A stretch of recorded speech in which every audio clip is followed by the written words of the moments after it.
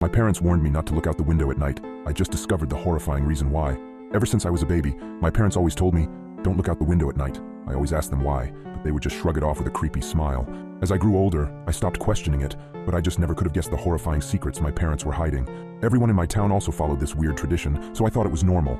That was until I went to college and noticed that none of the other kids were like this. So during Christmas, when I went to my parents' house, I remember them telling me not to look out the window. I gave them a smile and a small chuckle before telling them I wouldn't. However, curiosity struck me the moment they left the room. As I lay in the dark, I came to a decision. I was going to look out of the window. Just as my hand came to the sheer white curtain of the guest room, I paused. My mind flashed to that one time when I was 12. My parents were talking in the kitchen. I was home with the flu and was about to make my way to the sink for some water, but I stopped at the doorway. I hid behind the wall, peeking my head out from the doorway just an inch. My mother was crying and my father was holding her and rocking. That poor little girl. I feel horrible for her family, whispered my mother. My father just nodded and continued holding her. I went back to my room after that. Several hours later, my dad came up to my room with several pieces of wood and boarded up my windows. "What are you doing that for, Dad?" I asked him. "Oh, it's nothing. Just safety reasons," he replied. I learned at school the next day that a little girl was found dead the previous morning, the window broken and curtains torn. I snapped back to the present. My hand drew back from the curtain. I shook my head, cursing myself for being so weird. What was the worst that could happen? It was just a window, it couldn't hurt me, right? As I reached my hand out again, my instinct was telling me to stop.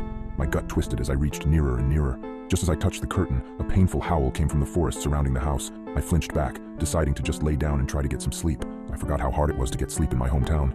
Every night, coyotes howled for hours everywhere in town, or at least I thought they were just coyotes. The next night, I woke up in a cold sweat. I glanced over at the alarm clock next to my bed. It was midnight. I groaned and sat up in bed. A low growling sound from outside of my bedroom window.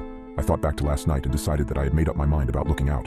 I thrusted my arm towards the curtain and pulled back hard, almost ripping it away from the rod. I flattened myself against the wall next to the bed for a moment before I put one eye in front of the window.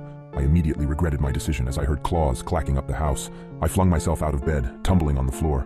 I stood up and got back up on the bed. I stuck my face closer to the window as the clacking got closer and closer. It suddenly stopped for a second before the most terrifying creature popped up from outside, emitting a horrible shriek as it did so. I can never forget its face, the way the hollow eyes oozed some kind of black substance, like tar, and the way its lips were pulled back into a gruesome grin, the teeth blood-stained and razor-sharp. It looked like it had 4 limbs, its front 2 slamming on the glass and pounding. As I was frozen in front of the window in terror, my parents burst into the room. My father held a shotgun. He marched up to my bed and yanked me away from the window. He pointed his shotgun at